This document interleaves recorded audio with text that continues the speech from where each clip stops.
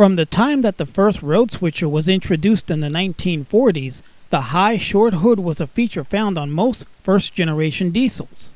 The high nose provided space for sandboxes, toilets, and steam generators that heated passenger trains. Some railroads chose to run their high hoods short hood forward while others ran them long hood forward. Of those railroads that ran their high hoods long hood forward, they often did so by request of the crews. The crews, you ask? Yes, the crews. Coming straight out of the steam era, many crews wanted the additional feeling of safety of having the longer hood out in front just like it was on steam engines, so that's how it was. By the early 1960s, the low-nose design was king, but a few railroads stuck with the high hood configuration. The Norfolk and Western and the Southern Railway are among the last roads that ordered the high hoods and took delivery of high short hoods all the way into the early 1980s. With that in perspective, it should come as no surprise that the only high hoods still operating on a Class 1 railroad in North America today are those that are still on the Norfolk Southern.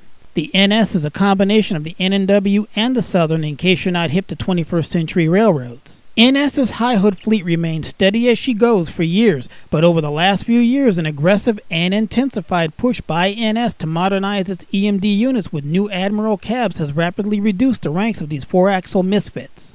Moreover, following the replacement by modernized mother slug sets at major switching yards and terminals, some 50 high-hood GP38-2s were sold in late 2016 with more than 70 that were set to be auctioned off in August of 2017, which further thinned out their ranks. There are maybe 10 or so high-hood SD40s that are still on NS, and I do mean maybe, so if you're looking to catch any of these 4 or 6-axle blacks before they're sold off or rebuilt, you'd better do it fast. Time is short for these 20th century survivors if you want to see them in their original form and in action.